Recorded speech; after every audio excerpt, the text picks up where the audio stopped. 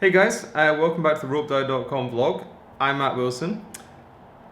And okay, for you guys that sort of tune in regularly, you're going to know what's about to happen because there's about to be a costume change. What happened was this. I rambled on way too long in the last video, so I had to cut it in half. I had to re-record an outro, which I just did like 2 seconds ago. So that's like traveling back in time. Now I'm traveling forward in time to say hello to you guys, welcome you to this episode where we're going to go over the different methods to repair your jeans. I'm going to link up here or here, or I'm going to link up somewhere to the previous video where I was talking about like how you can tell that it's time to repair your jeans. I'd go back and watch that one first and then come back to this one. It's going to make a lot more sense. Anyway, thanks very much for tuning in, and I will let me roll with this now.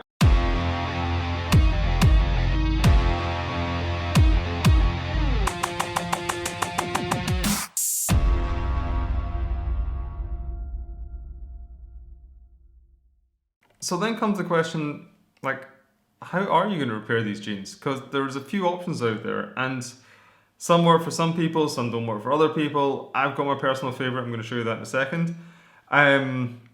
Some people love one method over the other. Some people really don't care.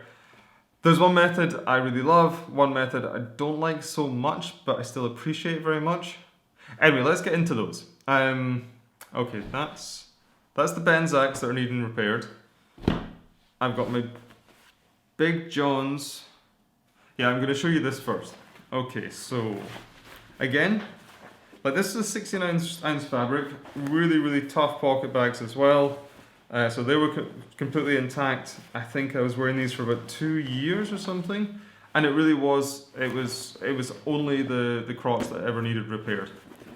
And I got this done. I'll just turn these inside out. Easier to show you this way.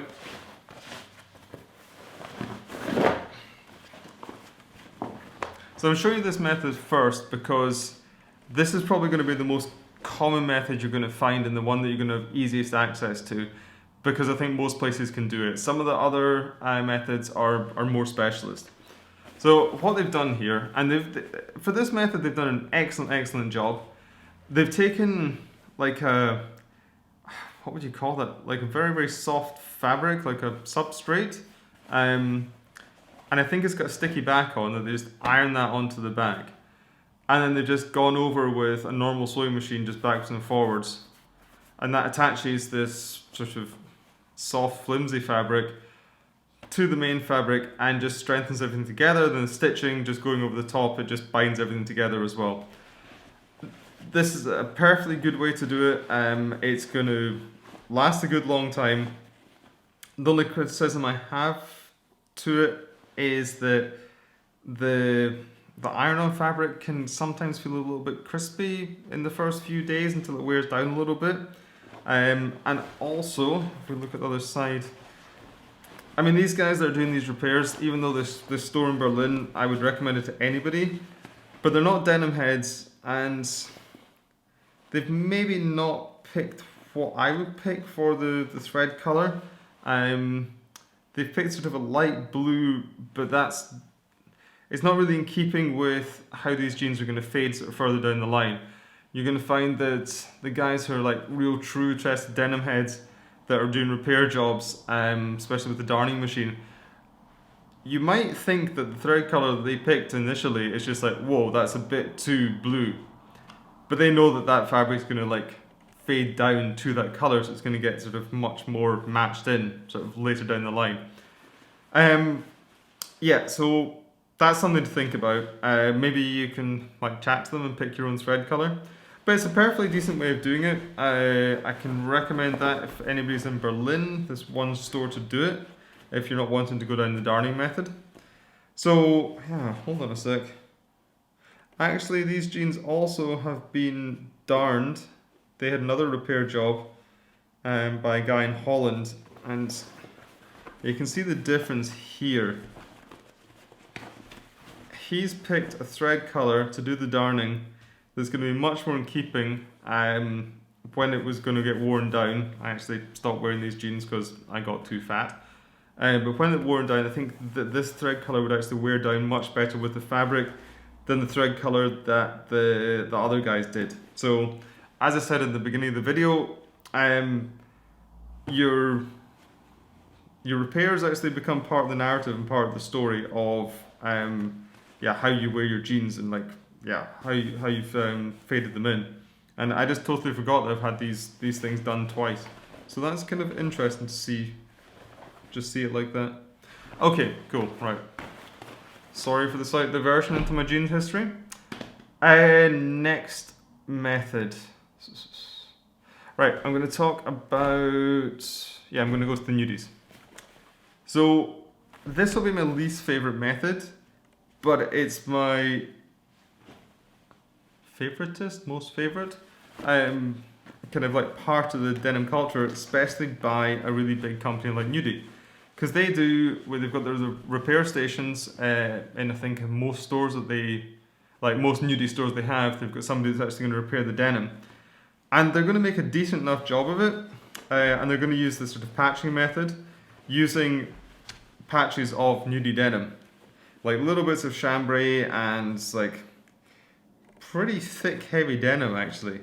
And that's why I'm not a huge fan of this. And if you just look at the inside here, it's been patched up quite a similar way that the other ones were, using sort of a fabric as a sort of substrate to like sew everything back together and get everything like patched up. But just all these bits of fabric just layered on top of each other, it's just a bit too much, and especially like somewhere in the crotch, it feels like you've got like a wad of fabric just like shoved up your bum. It's not all that comfy. I love this method for other parts of the denim, and I love the way that they actually go about it, because they really just go to town on it, and they're not shy. They're not trying to pick a thread color that's going to be exactly like the denim when it's worn down, or even the denim at the time. It's just they're like, okay, here's the repair. These have been worn out. We're going to repair it and we're going to make it look awesome. And I really love the way it looks. I just don't like the way it feels in the kind of practical sense. If it's a hot day, your thighs are rubbing together, this really gets pretty uncomfortable after a while. But for areas like, let's see, up at the pocket here, where the pocket was attached to the back of the jeans, we've got a rip across what would be the butt as well. So that's not such a intimate area. So it just looks fantastic. And then when we go down to the bottom as well, we've got the same thing done and same stitching on top, and it really looks great. So I like the aesthetic, I just don't particularly like the practicalities of that. But Nudie, I love you and I respect you for actually offering that service to people that are going to come into your stores. I think it's a great thing to do. And yeah, more bigger jeans brands should be doing exactly the same thing. So props for that. These are really nice. One of the nicest faded jeans I've ever had. This is my first fading pair. I really kind of miss these. But again, too fat. Okay, they go over there. Okay, there's two methods left. What do I want to talk about first? I'll talk about the ones that I can actually show you, because the last one I don't sadly have like an example to actually film, so I'll have to find some videos online and put it up. So this is my favorite method of repairing, and that is to actually use a darning machine and really, I don't know if it's sew or weave or I don't know, like just create new fabric onto the jeans themselves. I mean, these machines, they're like, it's an old school way of repairing, I think. I mean, you don't see it too much. And I have no idea how it works. Sorry guys, it's just magic. But anyway, this machine, you run it backwards and forwards, and it just, yeah, it literally does that. It creates new fabric on the jeans. And instead of using like a substrate like I showed you with the nudies, with the denim, or with like much softer fabric, much thinner fabric, this just weaves straight into the denim and creates its own substrate as it goes. And because of that, I mean, you can see here it looks a little bit more crispy because these haven't seen too much wear, but it's just like having new fabric. I mean, on the outside here, you can see perfectly that, yeah, it's just a really nicely done, beautiful patch. And it's going to be comfortable, it's going to add to the longevity of the jeans. It's my favorite way to do it because it's a little bit more of an old school method. There's not too many people out there offering it, and if they are, then they tend to be denim heads and very, very good and very sympathetic at what they're doing and treat your jeans just really, really nicely. I mean,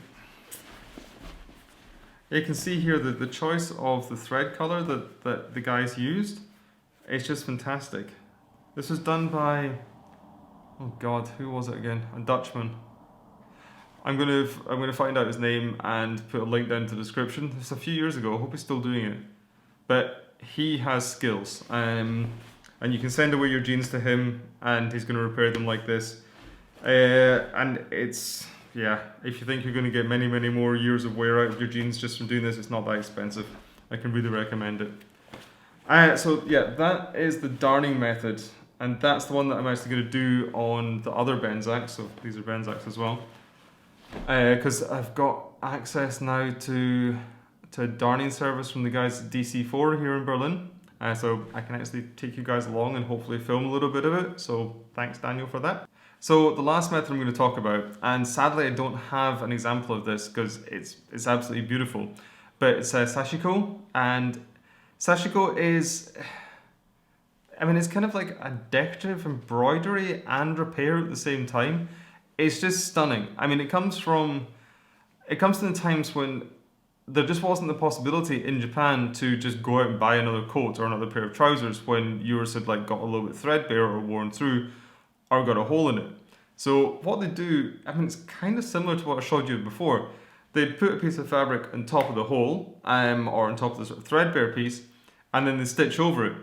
But they use sort of decorative stitching, and then they use like different fabrics, maybe whatever they had lying around or something a little bit special.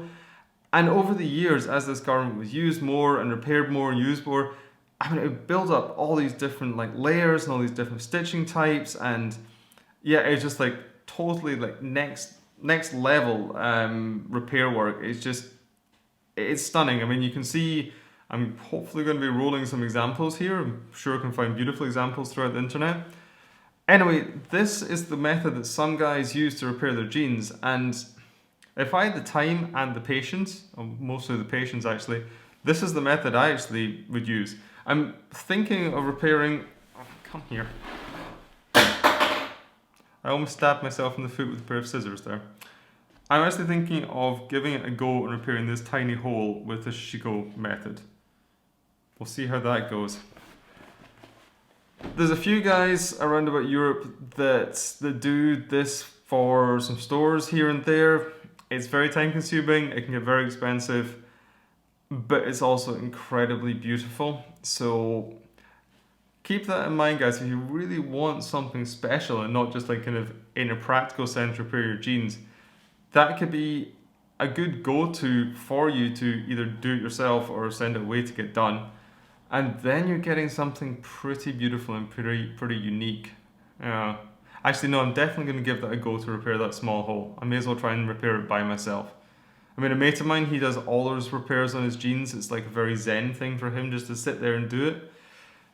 Let's see how much patience I can muster for that. Okay, so that is basically all the things to look out for when you're coming up to the time to repair your jeans, and also the different methods you can use to repair your jeans. Maybe there's other ones out there that I just haven't covered. I will say there is one method that I tried like right with the very first pair of jeans I had, those nudies that I showed you, which is the iron-on patch. Just forget it. It's absolutely useless. It doesn't last. I don't think it even lasted a day for me. Maybe if you want to iron on the patch and then sew on top of it, that's also a possibility, but you'd probably be much better served either taking it to somebody if you want to take that shortcut, or just like patching it properly yourself, like with the Sashiko method. Anyway, so that's that covered. Of course, if you have any questions about this, just leave it in the comments below. Guys, there's all the information you could possibly want, also on repairing and where to get your repairs done over on ropedye.com. I'm going to link to that below. Check into our Instagram account, and actually, since I've spoken about it, I'm going to look for some Sashiko fabrics, and over the next few days, I'm going to post those up on Instagram. So look there for all your inspirations, your style, and everything you could possibly want just about raw denim and about crafted menswear as well. That's over on our Instagram for sure. I'm getting Twitter up and running slowly. That's something new for me. Yeah, so you can also, let's see. So it's ropedye.com, that's the blog, or lifestyle magazine as we're calling it nowadays. Then it's at ropedye for Instagram and at ropedye for Twitter as well. And is there any other way you can get a hold of us? Of course, you can just write us an email, info@ropedye.com. You can leave your questions down in the comment. Guys, reach out. Let's get this community rolling. I mean, one thing about the balcony sessions that I've been loving is you guys have been asking some amazing questions and I can really get into it. That's been fantastic. And yeah, until next time, yeah, really enjoyed this, guys, and I'll see you in the next vlog.